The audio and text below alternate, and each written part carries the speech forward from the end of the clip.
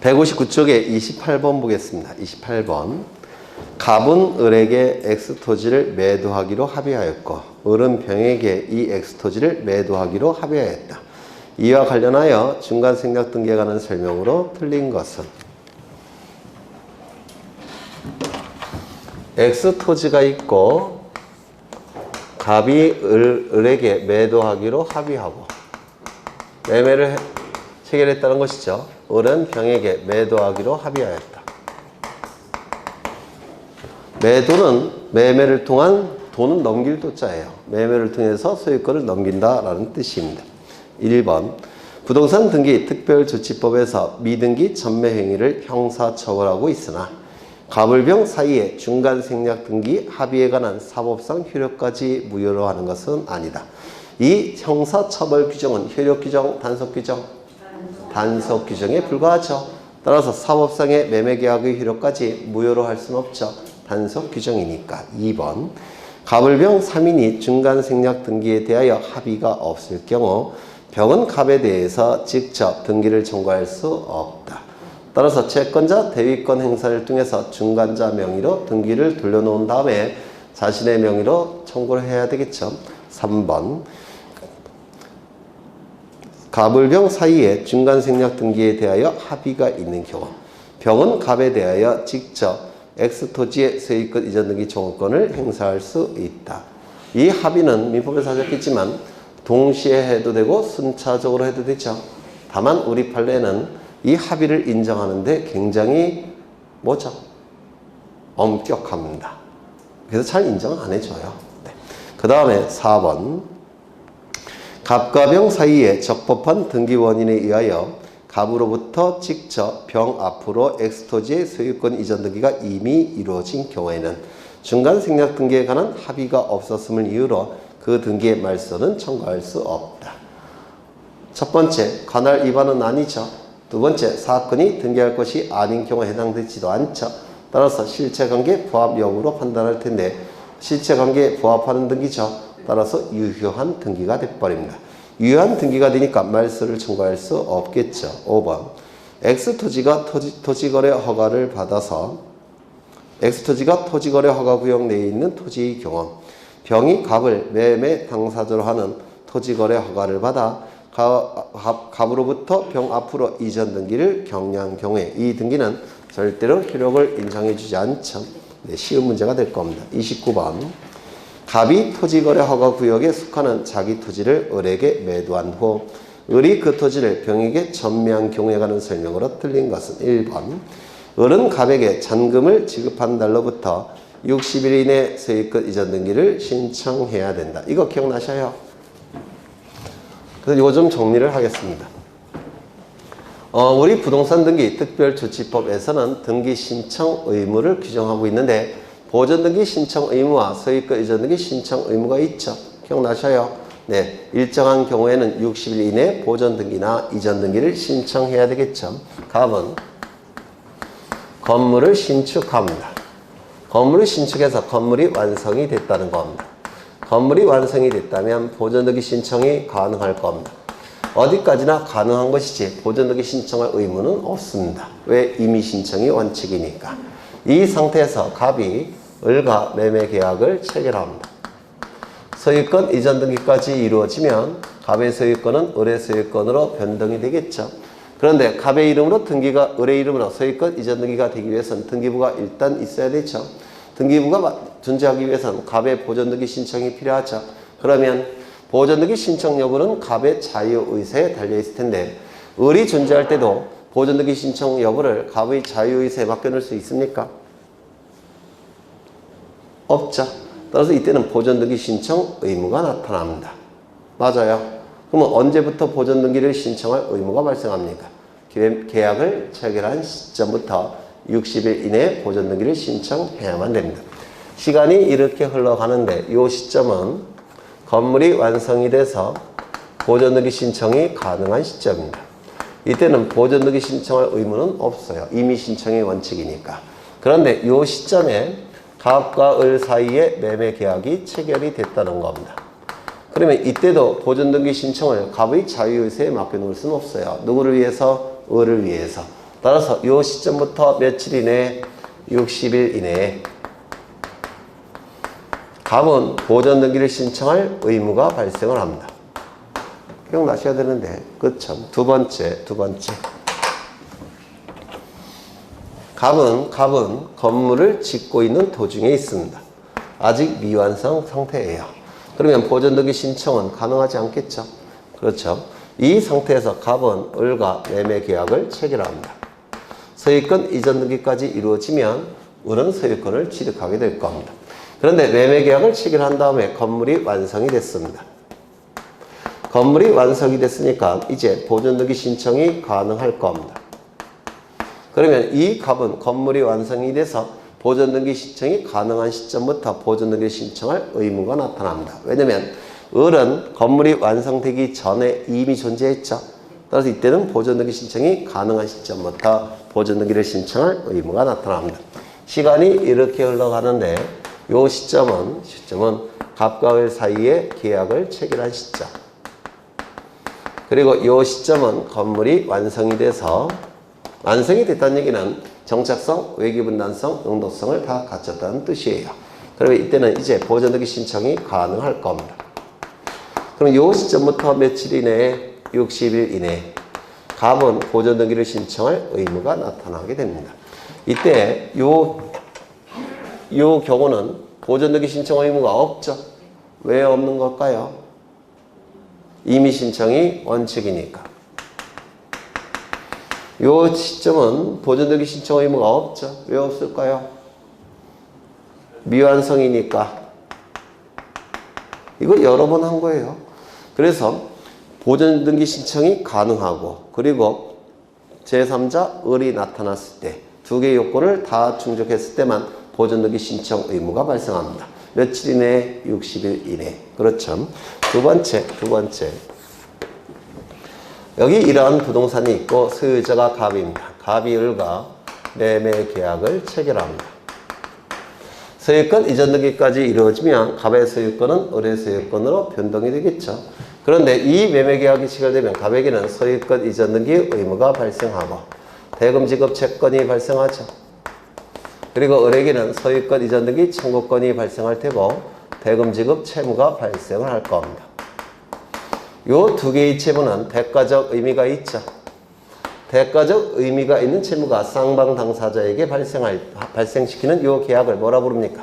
쌍무계약. 맞아요.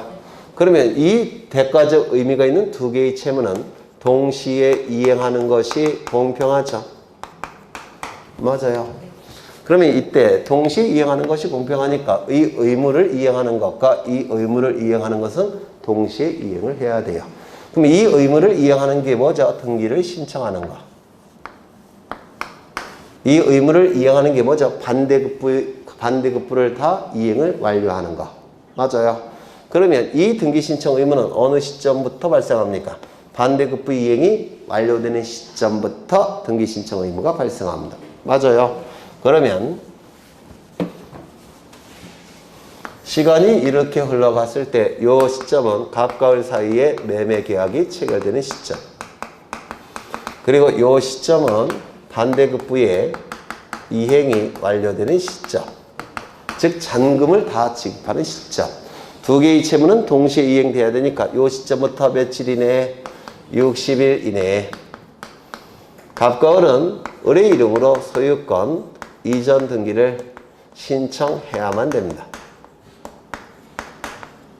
반대급부 이행이 완료되는 시점부터 60일 이내에 등기를 신청해야만 됩니다. 여기서 소유권 이전 등기 신청 의무가, 이 신청 의무는 이 의무를 이행하는 겁니다. 이 의무를 이행하는 게 뭐예요? 잔금을 지급하는 거, 반대급부의 이행을 완료시키는 거. 두 개의 채무는 동시 이행해야 되니까 반대급부의 이행이 완료된 시점부터는 등기 신청 의무가 발생을 하더라는 겁니다. 되셨나요? 되셨죠? 두 번째. 여기 이러한 부동산이 있고 소유자가 갑입니다. 을과 증여계약을 체결합니다. 그러면 갑에게는 소유권 이전 등기 의무가 발생할 테고 대금 지급 채무만 발생하죠. 아니요. 소유권 이전 등기 청구권이 발생하죠. 그 다음에 대금 지급 채권, 대금 지급 채무는 발생하지 않죠. 이렇게 한쪽 편 당사자에게만 채무를 발생시키는 계약을 뭐라 불러요?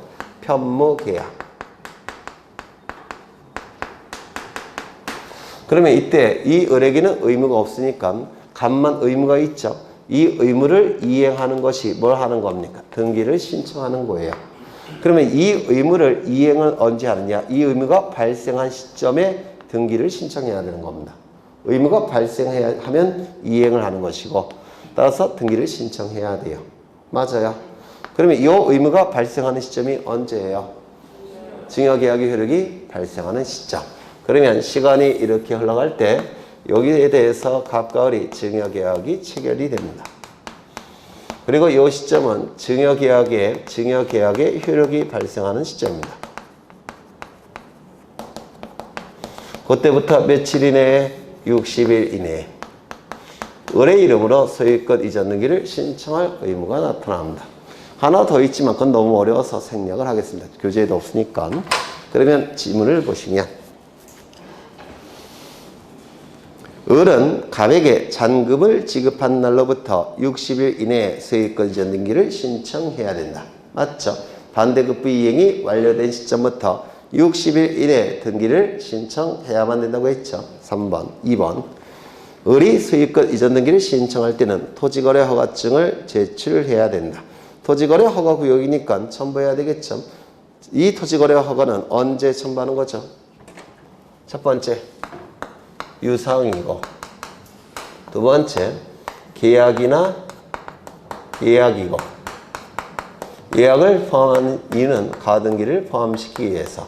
세 번째, 소유권에 관한 등기 또는 지상권에 관한 등기를 신청할 때 가등기가 포함되고 있죠. 이때는 토지거래 허가 정보를 첨부하는 겁니다. 기억나셔요? 유상거래일 것. 등기 원인은 계약이나 예약일 것. 등기의 목적은 소유권 이전 등기나 지상권 등기일 것. 가등기가 포함이 됩니다. 그래서 이거 토지거래 허가서 첨부를 해야 돼요. 그러면 거기에 토지를 병에게 전매한 경우라고 되어 있으니까 매매계약이 되겠죠. 맞아요. 매매계약이 될 테고, 그리고 소유권 매매니까 소유권 이전기가 되겠죠. 그렇죠. 그리고 유상이 될 테고, 그래서 맞습니다. 3번. 을이 소유권 이전 등기를 신청하지 않은 경우 병은 을을 대위하여 이전 등기를 신청할 수 있다. 우리 민법 제404조의 채권자 대위권에 근거해서 이전 등기 대위 신청이 가능하겠죠. 그 다음에 판례는 병이 갑으로부터 직접 소유권을 취득하는 것이므로 토지거래 허가를 받아 이전 등기를 하였다면 그 등기는 유효하다고 한다. 됩니까? 중간생략 등기는 토지거래 허가 구역에서는 절대로 효력을 인정하지 않죠. 그 다음에 5번. 갑을병 합의에 의하여 갑으로부터 병에게 직접 소유권 이전 등기를 하는 것은 허용되지 않는다. 왜요? 토지거래 허가구역이니까. 토지거래 허가구역은 절대로 중간생략 등기를 허용하지 않습니다. 30번. 등기 실체적 이용권에 관한 설명으로 틀린 것은 1번. 등기된 권리 내용의 양이 물권행위상 그것보다 큰 경우에는 등기된 양이 더 크죠. 그러면 당사자의 의사를 우선적으로 고려해서 해석하니까 물권행위 한도 내에서 효력을 인정하겠죠. 2번. 물권행위가 있은 후 아직 등기를 하기 전에 압류, 가압류 등으로 처분권이 제한된 경우 물권행위에 대응하는 등기를 신청할 수가 없느냐. 처분 제한 등기는 가압류 가처분 등기를 얘기하는데 처분 제한의 의미만 있지 처분 금지의 효력은 없다고 했는데 기억나셔요? 채권자는 소송에서 100% 승소 판결을 받는다는 보장은 없다고 했죠. 따라서 가압류 등기나 처분 금지, 가처분 등기에서 처분 금지라는 용어는 쓰고 있지만 금지 효력은 있다 없다? 없다. 따라서 가압류나 압류 등기 등으로 처분권이 제한된 것이지 금지되어 있는 건 아니에요. 따라서 제3자 명의로 등기할 수 있습니까? 있다. 이렇게 얘기를 할 겁니다. 이거 이해가 되시죠? 여러 번 강조한 거죠. 3번. 등기된 부동산 표시에 실제 부동산 표시가 다소 차이가 있더라도 그 등기가 해당 부동산을 공시하고 있다고 할 정도의 사회 통념상 동일성, 유사성이 인정이 된다면 그 등기는 무효가 아니다. 맞아요? 틀려요? 맞죠? 여러 번 강조한 겁니다. 토지의 경우에는 소재 지번을 우선적으로 고려해서 판단하고요. 건물의 경우에는 종류, 구조, 면적을 우선적으로 고려해서 판단한다고 했죠. 따라서 표제부에 다소 일치하지 않는 내용이 있다고 하더라도 사회통념상 동일성, 유사성이 인정이 된다면 표제부 등기로서의 효력을 인정한다고 했죠. 그렇죠? 그 다음에 4번. 물권 행위를 한 후 그 등기를 하기 전에 당사자가 사망, 행위 능력을 상실한 경우에도 물권 행위의 효력에는 영향이 없다. 사실 이거는 민법의 내용이고 등기법의 내용은 아닌데 맞아요? 틀려요? 맞죠? 민법에서 하셨습니까? 그럼 왜 영향이 없습니까? 왜? 도대체 왜? 네? 맞습니다. 사망의 경우는 상속인이 있으니까. 그 다음에 행위 능력을 상실할 때는 법정 대리인이 있으니까. 그렇죠? 네. 하나가 더 있는데 안 할게요. 그럼 민법에서 하는 거니까. 권리기속에 변동이 있을 때는 물권행위에 영향이 있습니까? 괜히 했네. 권리기속에 변동이 있을 때는 물권행위에 영향이 있습니다. 네, 거기까지만 할게요. 네, 5번. 등기된 권리 내용의 양이 물권행위 그것보다 작은 경우. 당사자의 의사가 들어가 있는 물권행위를 기준으로 판단한다고 했죠. 등기된 권리 내용의 양이 물권행위 그것보다 작은 경우에는 원칙적으로 그 전부를 무효로 하나. 그럼에도 물권행위를 하였을 것이라고 인정될 때는 그 일부는 유효성을 인정한다. 이게 뭐죠? 일부 무효의 법리. 137조를 얘기하는 겁니다. 넘기겠습니다. 조금 어렵죠, 이거는. 31번. 등기 효력에 관한 설명으로 틀린 것은 1번. 같은 부동산에 관하여 등기한 권리의 승인은 법률에 다른 규정이 없는 때는 등기한 순서에 의한다는 등기법의 규정은 승인이 확정의 효력을 원칙적으로 규정한 것이다. 요거 이해가 되실까요?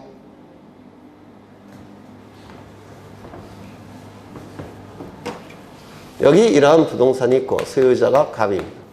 갑이 을에게 먼저 저당권 설정 등기를 해줍니다.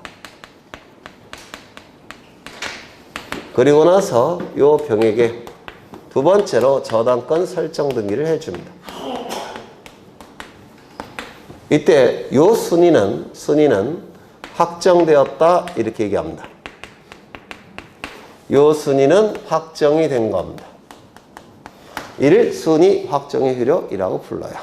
그러면 순위가 확정이 됐다는 걸 뭘 얘기하느냐면 순위가 승진되는 거, 순위 승진의 원칙 이런 거 들어봤습니까? 선순위 권리자가 소멸이 되면 후순위 권리자는 순위가 승진되죠. 그럼 순위 승진의 원칙이 인정되니까 순위 확정의 효력이 의미하는 바가 뭐냐? 이게 문제가 되는데요. 순위 확정의 효력은 뭐냐면 이 순위가 확정이 되면 절대로 뒤바뀌지 않는다는 뜻입니다. 이게 순위 확정의 효력이에요. 그래서 순위 승진의 원칙과 이게 뭐랄까 다른 의미입니다. 완전히. 그래서 순위는 뒤바뀌지 않는 것. 이를 순위 확정의 효력이라고 부릅니다. 순위가 뒤바뀌지 않기 때문에 권리의 우열이 문제가 될 때 뭐 갖고 판단할 수 있습니까? 등기한 순서 갖고 판단할 수 있죠. 등기한 순서 갖고 판단할 수가 있다는 겁니다. 권리의 우열이 문제가 될 때. 왜? 순위는 뒤바뀌지 않으니까. 등기한 순서 갖고 판단하는 겁니다. 그렇다면 이 등기한 순서는 같은 구에서는 이 등기한 순서는 순위 번호가 순서대로 순위 번호가 부여되죠.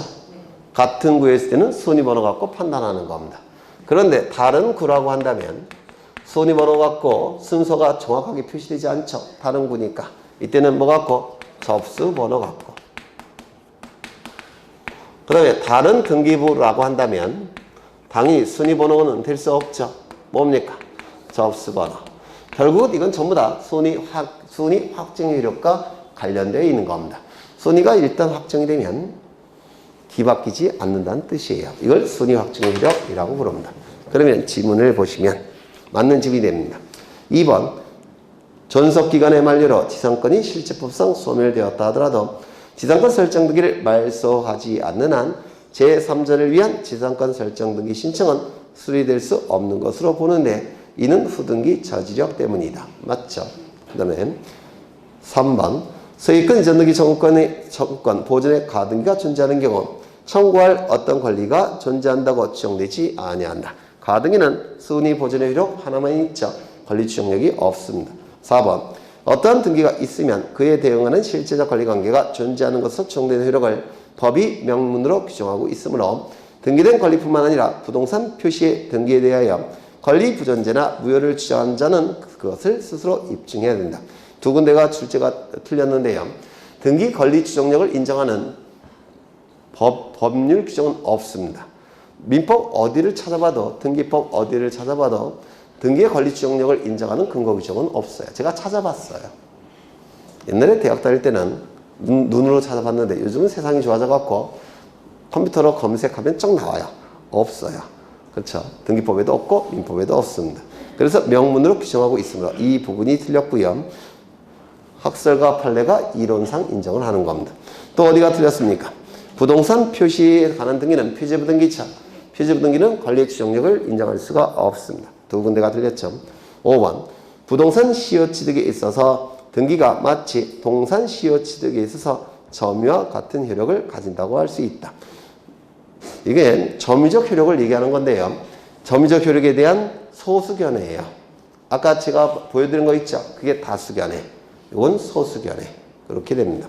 그 다음에 32번을 가겠습니다. 등기 효력에 관한 설명으로 옳은 것은 1번 실제적 권리관계의 소멸로 무효가 된 담보가등기라도 담보가등기는 저당권과 같은 효력이 있으니까 저당권으로 생각하시면 돼요.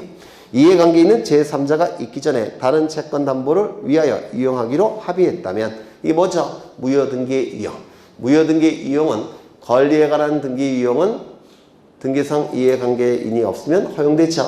표제부 등기 이용은 절대로 허용되지 않죠. 2번 건물 멸실로 무효인 소유권 보존 등기라도 건물 멸실이라는 표현이 있습니다. 그래서 이건 표제부 등기 이용이에요.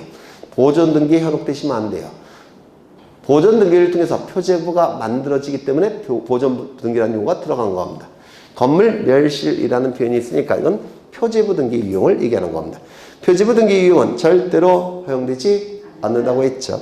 3번 갑소유 미등기 부동산을 을이 매수하여 매수인 을명의로 소유권 보존 등기 뭐죠? 모두 생략 등기. 실제관계 부합 여부로 판단하겠죠. 5번 4번 부동산을 증여해야 했으나 등기원인을 매매로 기록한 소유권 이전 등기는 무효이다. 이게 뭐죠? 실체와 다른 원인에 의한 등기라고 하는데 실체와 다른 원인에 의한 등기라고 하는데 민법에서 출제되는 부분이에요. 우리 등기법에서는 안 나오는데 따져보죠.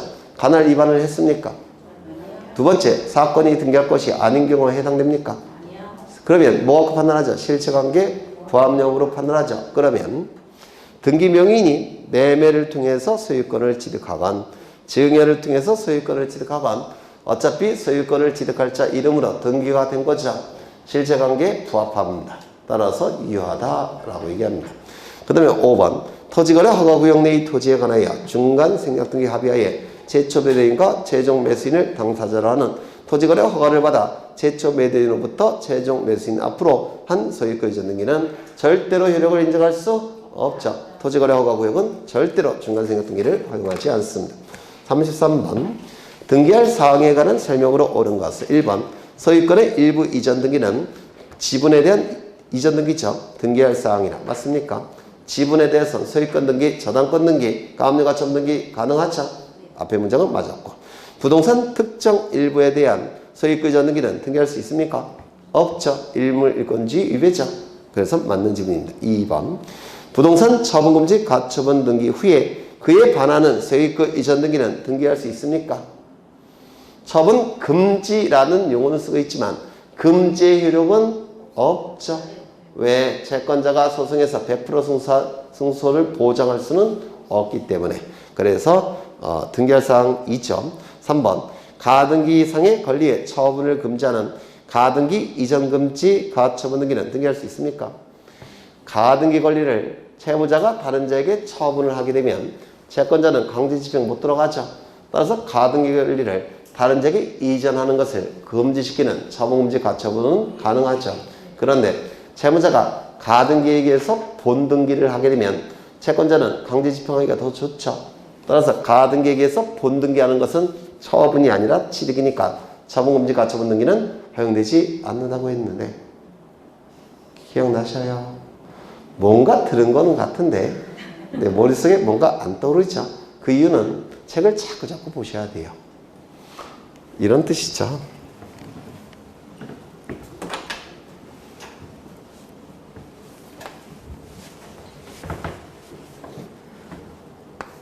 여기 이러한 부동산이 있고 소유자는 갑입니다. 소유권자가 갑이에요. 이 소유권에 대해서 갑이율과 매매 계약을 체결합니다. 그러면 소유권 이전 등기 청구권이 발생을 하죠. 맞습니까? 이 청구권에 대해서 순위를 보존하기 위해서 가등기를 한 상태입니다. 이때 이 을은 채무자, 그 다음에 여기에 채권자가 이렇게 있다는 겁니다.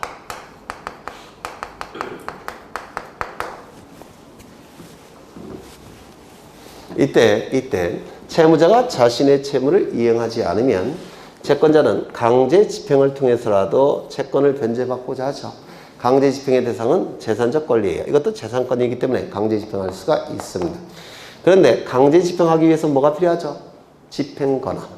집행권한은 판결서를 받는 것이죠. 그러면 이 A가 강제 집행하기 위해서는 소송을 제기해서 판결서를 받아내야 됩니다. 그런데 소송이라는 것은 소제기 시점부터 판결이 확정이 되기까지 긴 시간이 걸린다고 했죠. 그때 이 을이 판결을 받기 전에 다른 자에게 이 권리를 처분하게 되면 판결을 받았다고 하더라도 강제 집행할 수 있습니까? 없습니까?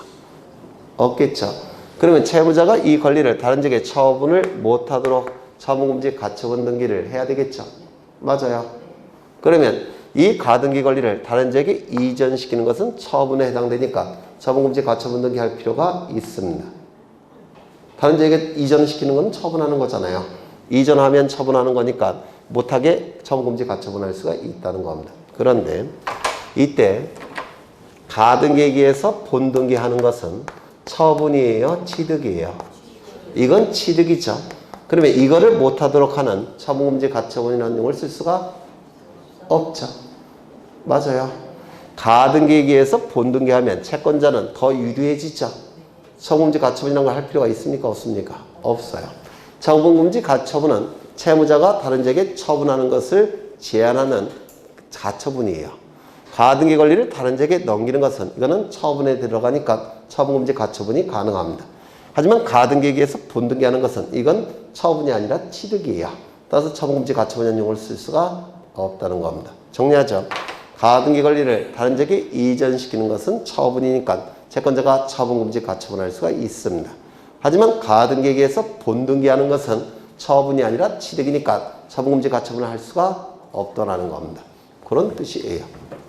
그러면 다시 지문을 보시면 가등기상의 권리를 다른 자에게 처분하는 것을 금지시키는 가등기 이전 금지, 가처분 등기는 등기할 수 있다 이렇게 얘기를 하는 겁니다. 있다. 그 다음에 4번 부동산 일부에 대한 저당권 등기는 할 수 있습니까? 안 되죠.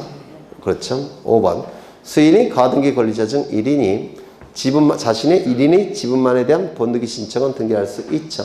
전원 명의의 본등기는 안 되죠. 네, 그걸 얘기하는 겁니다. 34번 근저당권 채권의 질권도 근저당권 채권도 질권의 목적으로 할 수 있으므로 이게 뭐죠? 저당권부 채권 질권 근저당권부 채권 질권이죠. 무슨 등기하죠? 소유자로부터 두 번째 따라서 무슨 등기? 무기 등기. 그 다음에 2번은 그냥 지워주셔요. 나올 가능성은 아예 없습니다. 이것도 민법 지식이 있어야 되는데 아주 고급의 민법 지식이 있어야 돼요. 그래서 그냥 지워주십니다. 스트레스 받아요. 3번 전세권자는 설정 행위에서 전전세가 금지되어 있지 아니한 전세권 설정자의 동의 없이 전세권의 존속기간 내 전세권의 일부 또는 전부를 전전세할 수 있는데 이 전세권은 다른 물건과 달리 양도나 담보 제공 금지가 가능하죠. 맞아요. 그래서 양도나 담보 제공 금지했다면 금지 약정을 했다면 등기할 수가 있습니다. 그런데 양도나 담보 금지 약정을 하지 않았다면 등기할 수도 없겠죠. 그렇죠? 그럼 양도나 담보 제공 금지 약정이 없었다는 겁니다. 그렇다면 당연히 자유롭게 양도할 수 있는 거죠. 담보 제공할 수도 있죠. 그렇죠. 그런 뜻입니다. 전세권의 존속기간 내에서 전세권의 일부 또는 전부를 전전세할 수 있는데 이 새로운 전세권을 설정하는 것과 동일하므로 주등기에 의해야 된다. 즉 전세권 설정 등기는 주등기냐 부기등기냐 그걸 물어보는 겁니다. 전세권 설정 등기는 소유자로부터 몇 번째예요? 두 번째. 따라서 무슨 등기? 부기등기. 간다는 걸 힘들게 물어보고 있죠. 4번. 전세권 변경 등기는 부기등기에 의하는. 권리 변경 등기는 동일성을 표현하니까 원칙은 부기등기죠. 다만 등기상 이해관계인이 있다면 수은이 유지에 승낙이 있으면 부기등기, 수은이 유지에 승낙이 없으면 주등기. 기억나셔요? 그렇죠. 그래서 맞는 짐이 될 테고. 부기등기는 기존의 주등기에 종속되어 주등기와 일체를 이루는 것이므로 주등기가 말소가 되면 부기등기는 존재할 수 있습니까? 없죠. 주등기가 말소가 되면 부기등기는 더 이상 존재할 수 없으니까 등기관이 직권으로 말소되는 것이죠. 그렇죠. 그래서 원칙적으로 부기등기만에 대한 말소는 인정되지 않는다. 부기등기가 말소가 되면 주등기가 살아나요. 그래서 원칙적으로 부기등기만의 말소는 허용되지 않습니다. 넘어가겠습니다. 좀 어려운 내용이죠. 35번 등기 추정력에 관한 설명으로 틀린 것은 1번 부동산에 대한 소유권 보존 등기가 있으면 이는 그 명의자에게 소유권이 있음이 추정되는 것이나 정확한 표현은 소유권이 보존되어 있다는 사실이 추정되는 겁니다. 소유권이 보존되어 있다는 사실이 추정이 돼요. 이걸 사실의 추정력이라고 부릅니다. 즉 소유권자가 있다는 사실이 추정된다는 겁니다. 정확하게는 그 명의자가 보존등기 전에 전 소유자로부터 소유권을 양도받은 것이라고 추정을 하고 전 소유자가 소유권 보존등기 명의자에게 양도 사실을 부인하는 경우에는 추정력이 깨어진다. 즉 전 소유자가 나오니까 권리 변동의 당사자 간에도 추정력을 추정할 수 있느냐 그걸 물어보는 겁니다. 소유권 이전 등기는 공동 신청에 의한 등기니까 권리 변동의 당사자 간에도 추정력을 추정할 수 있다고 했죠. 소유권 보존 등기는 단독 신청에 의한 등기니까 권리 변동의 당사자 간에 추정력을 인정할 수 있습니까? 없다고 했죠. 그래서 쉽게 깨진다는 뜻입니다. 대법원 판례문 9점.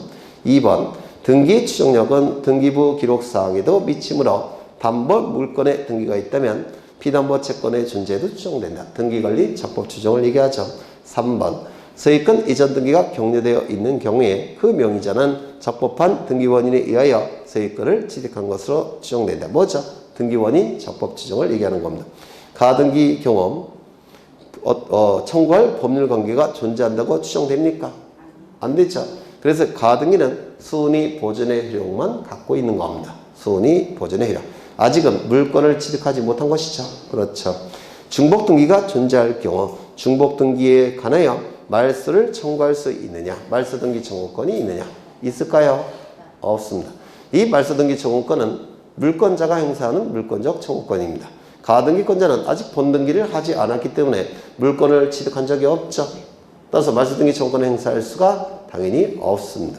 그 다음에 5번 판례에 의하면 불법 말소등기 예비등기는 지우셔요. 없어진 지가 굉장히 오래됐습니다.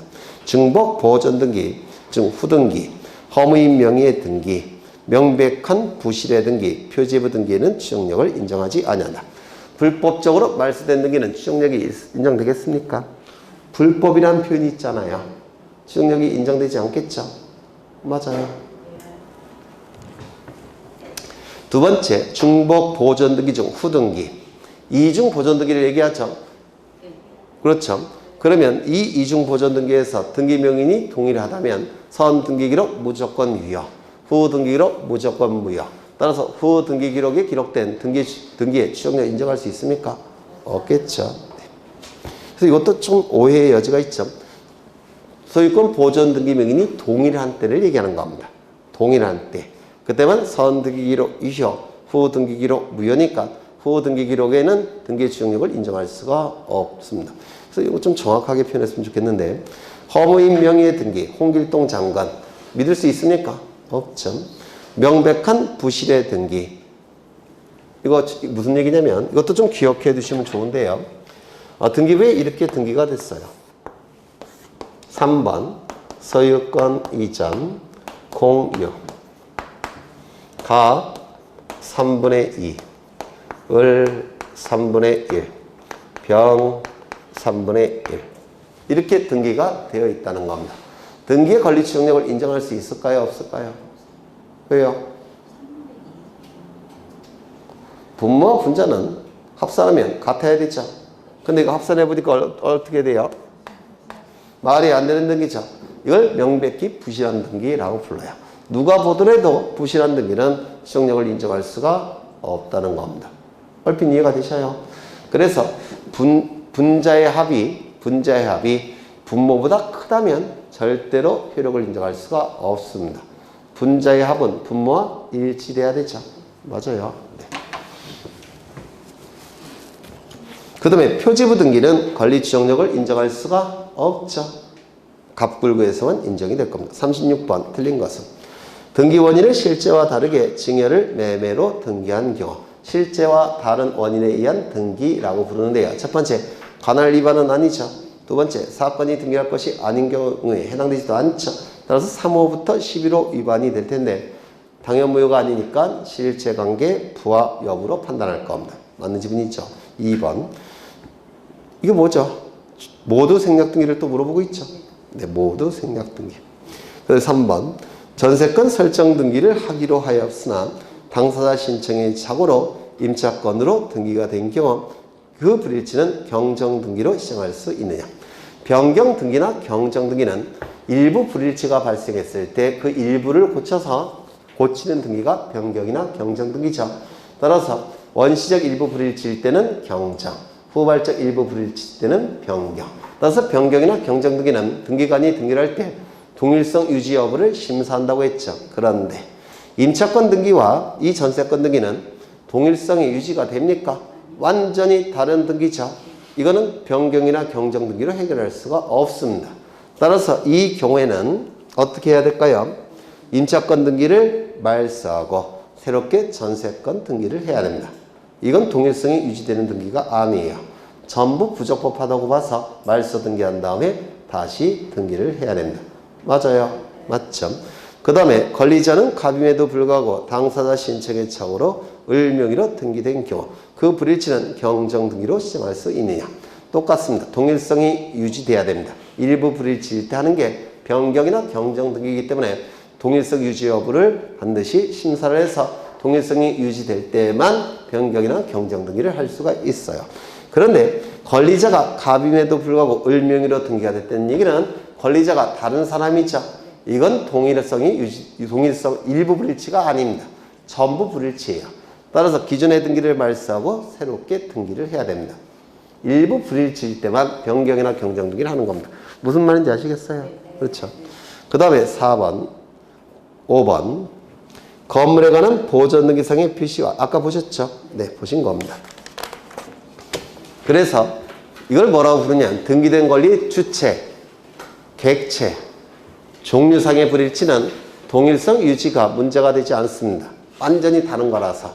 따라서 변경 등기나 경정 등기를 해결할 수는 없고 말소한 다음에 새로 등기를 해야 되는 겁니다. 여러 번 강조했던 거예요. 한 페이지 넘겨보겠습니다. 등기기관과 설비 나와 있는데요. 등기기관은 등기소와 등기관을 얘기하는 것이고 설비는 등기부를 얘기하는 겁니다. 1번 등기소 및 등기사무에 관한 설명으로 틀린 것은 1번 등기사무는 부동산 소재지를 관할하는 지방법원 그 지원 등기소에서 담당한다. 강의 등기소는 세 가지가 있죠. 지방법원, 지원, 등기소. 기억나셔요? 그렇죠. 2번 한동 건물이 수개의 등기소의 관할구역에 걸쳐 있을 때는 대법원장이 관할등기소를 지정한다. 관할등기소의 지정의 문제죠. 이 관할등기소의 지정은 누가 결정하죠? 공통의 상급 법원의 장이 지정하는 거죠. 그렇죠. 그래서 틀린 집이 될 테고 3번 대법원장은 등기소에서 등기사무를 정지하여야 하는 사유가 발생하면 일정한 기간을 정하여 등기사무의 정지를 명령할 수 있다. 맞습니까? 이때 등기사무 정지 기간 중에 이루어진 등기는 효력이 있는지가 문제가 됩니다. 첫 번째, 관할 위반은 아니죠.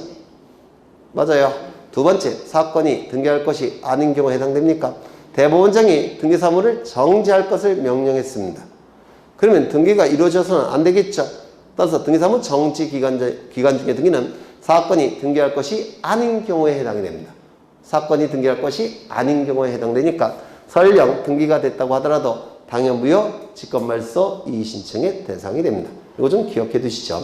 등기사무 정지 명령은 몇 가지를 기억하셔야 되는데, 첫 번째, 대법원장이 명령을 하는 겁니다. 대법원장. 두 번째, 기간이 정해져 있지 않습니다. 이건 짧으면 짧을수록 좋기 때문에 일정 기간으로 표현되어 있습니다. 세 번째, 이 등기사무 정지 기간 중에 등기는 사건이 등기할 것이 아닌 경우에 해당되기 때문에 당연무효 직권말소 이의신청의 대상이 됩니다. 세 가지는 좀 기억해 두셔야 되죠. 4번, 어느 부동산의 소재지가 다른 등기소의 관할로 바뀌었을 때는 관할의 위임을 얘기하는 겁니다. 관할의 위임. 어느 부동산의 소재지가 다른 등기소의 관할로 바뀌었을 때는 종전의 관할 등기소는 전산 정보 처리 조직을 이용하여 그 부동산에 관한 등기 기록의 처리 권한을 다른 등기소에 넘겨주는 조치를 취해야 된다. 이거 기본서에 밑줄치라고 했던 것 같은데, 지금의 등기부는 종이로 만들어진 등기부가 아닙니다. 전산 등기부예요. 그래서 예전에 종이로 만들어진 등기부일 때는 등기부와 각종 장부들을 새로운 관할 등기소로 다 보내줬어요. 이송을 했고 송부했습니다. 그런데 지금은 전산 등기부로서 컴퓨터 파일 형태의 등기부니까 종이로 된 등기부는 없죠. 그리고 대한민국에 있는 모든 컴퓨터 파일 형태의 등기부는 등기정보중앙관리소라는 데서 다 보관하고 있어요. 등기정보중앙관리소라는 데서 전산등기부를, 대한민국에 있는 모든 전산등기부를 다 보관하고 있습니다. 따라서 관할이 바뀌었을 때는 장부를 보내는 게 아니라 처리 권한을 넘겨주는 조치를 취하는 겁니다. 등기정보중앙관리소에 있는 등기기록을 처리할 수 있는 권한을 넘겨주는 조치를 취하는 거예요. 이거 이해가 되셔요? 그래서 이 문구는 좀 기억하실 필요가 있습니다. 전산 등기부로 바뀌었는 걸 알고 있느냐? 요런 의미에서 출제가 될 가능성이 있는 지문입니다. 5번, 대법원장은 어느 등기소의 관할에 속하는 사물을 다른 등기소에 위임할 수가 있느냐? 관할의 위임, 대법원장이 갖고 있는 건 아니죠.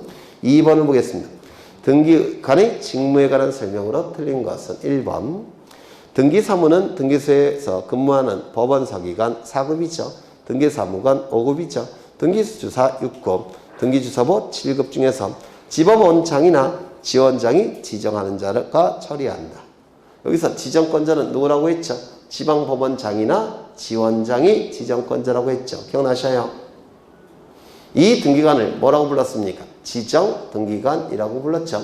그래서 등기관은 두 가지 종류가 있습니다. 당연직 등기관, 지정직 등기관 두 가지가 있는데, 당연직 등기관은 등기소장님, 등기국장님, 등기과장님, 등기계장님, 이렇게 장들은 당연직 등기관이에요. 소장님, 국장님, 과장님 이런 분들은 당연직 등기관이라고 해서 국장 직위에 발령받으면, 소장 직위에 발령받으면, 등기과장 직위에 발령을 받으면 그냥 등기관이 돼버립니다. 그래서 당연직 등기관이라고 부르고요. 또 하나는 지정직 등기관이 있죠. 지정직 등기관.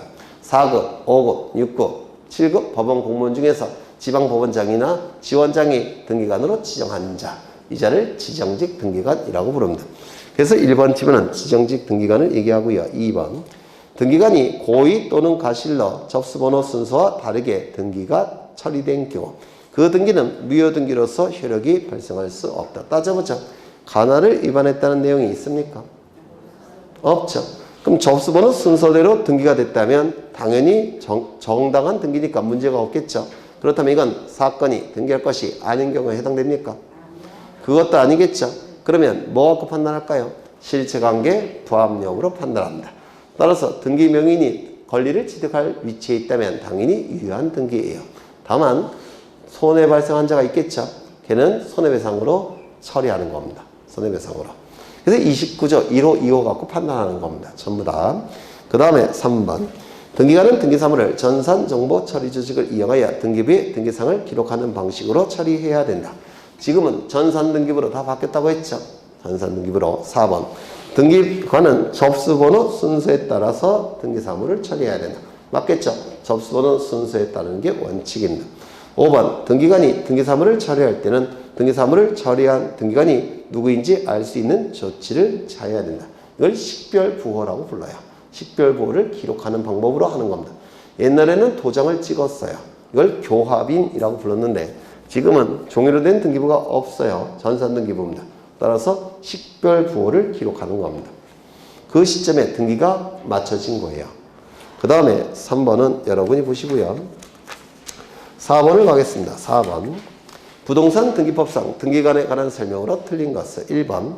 등기관은 법원서기관 4급, 등기사무관 5급, 등기주사 6급, 등기주사보 7급 중에서 지방법원장이나 지원장이 명을 받은 지원장이 지정한다.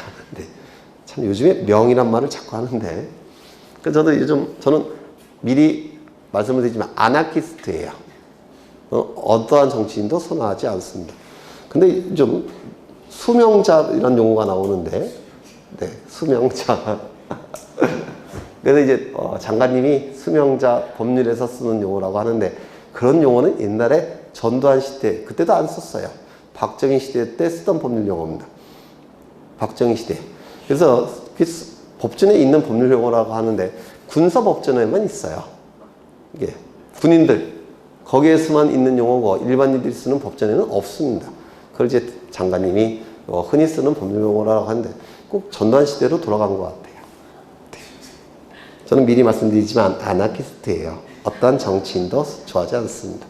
그래서 굉장히 그러니까 법을 공부한 사람으로서 수명자라는 용어를 참 오랜만에 듣는 것 같아요. 수명법관이라는 용어는 있습니다. 근데 보통 수명자라는 용어는 군사법전에만 나오지 안 나오는 건데 장관님이 그걸 잘 모르는 것 같아요. 법관 출신이 아닌 것 같아요.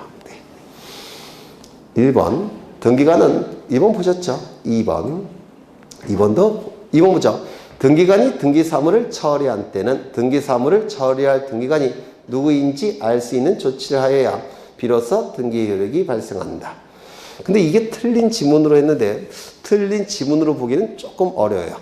등기사무를 처리한 등기관이 누구인지 알 수 있는 조치가 취해져야지만 등기를 마친 겁니다. 그래야 등기가 완료가 된 거예요.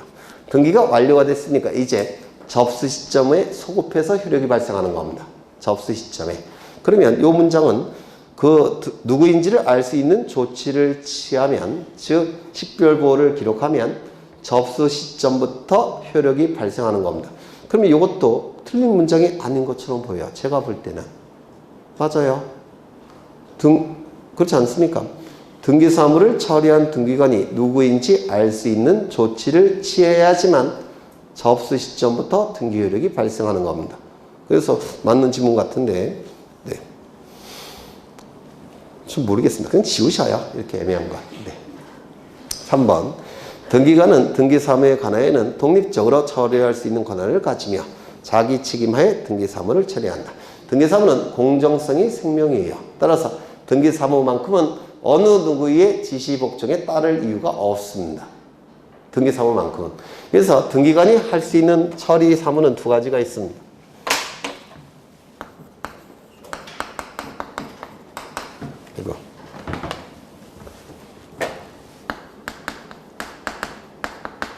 이것도 옛날에는 출제가 됐지 요즘은 잘 안 나오는 내용인데요. 등기관은 두 가지 사무를 처리합니다. 먼저 등기사무, 두 번째 일반 행정사무.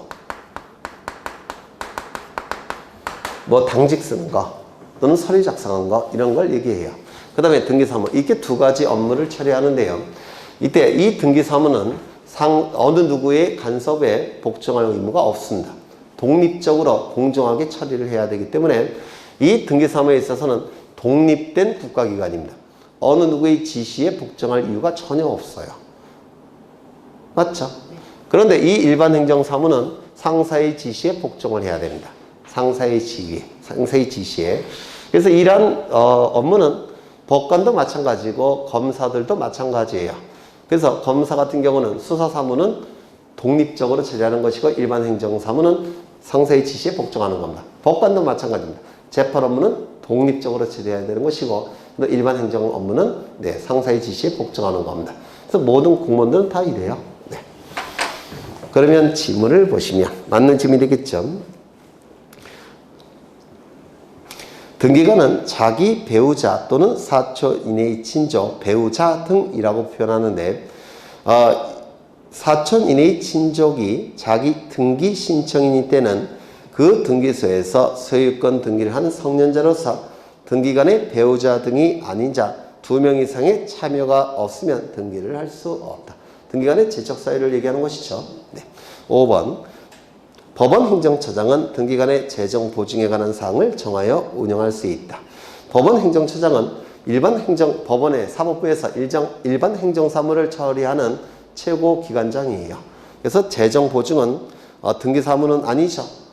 따라서 이것은 법원 행정처장이 처리를 합니다. 일반 행정사무의 최고 책임자예요. 법원 행정처장은 물론 시험과는 관련이 없고요. 5번 물적 편성주의에 관한 설명으로 틀린 것은 1번 등기부는 토지 등기부와 건물 등기부로 구분한다. 맞습니까? 맞죠. 2번 등기부는 영구 보존 장부이다. 맞습니까? 맞죠. 3번 등기부는 대부분 규칙이 정하는 장소에 보관 관리해야 하며 전쟁이나 천재지변 그 밖에 이에 준하는 사태를 피하기 위한 경우 외에는 그 장소 밖으로 옮기지 못한다. 맞습니까? 맞죠. 따라서 등기부와 그 부속서류는 전쟁이나 천재지변의 경우에만 등기소 밖으로 이동시킬 수가 있는 것이고 법원의 명령이나 촉탁, 검사의 압수수색 영장을 통해서 법원이나 검찰청으로 이동시킬 수는 없다고 했죠. 천재지변의 경우만 이동시킬 수가 있다고 했습니다. 이때 등기부와 그 부속서류에서 부속서류는 강의의 등기부를 얘기하는 겁니다. 그래서 강의의 등기부는 몇 가지를 외우셔야 되는데 먼저 신탁업무, 그 다음에 뭐가 있죠? 공동담보목록 또는 전세목록, 그 다음에요 도면, 그 다음에 매매목록. 요 네 가지는 강의의 등기부로서 꼭 외워두셔야 돼요. 다시요. 신탁업무, 공동담보목록 또는 전세목록, 도면, 매매목록 반드시 외우셔야 됩니다. 이건 전부 다 영구 보존 장부예요. 등기부처럼 처리하는 겁니다. 그 다음에 5번 대지권의 목적인 토지의 표시의 등기는 대지권의 목적인 토지의 표시는 구분건물 등기기록 중 전유부분 표제부에 하는 겁니까? 아니죠. 한동 건물 표제부 하단부에 하는 것이죠. 기억나셔요? 네. 그 다음에 6번 1부동산 1등기기록에 관한 설명으로 틀린 것은 1번 등기부에는 우측 상단에 부동산 고유번호를 기록해야 된다. 부동산마다 고유한 번호가 기록되어 있는데요. 고유한 번호는 14자리 숫자로 구성되어 있습니다. 14자리 숫자. 그래서 뭐 이것까지는 모르셔도 될 것 같은데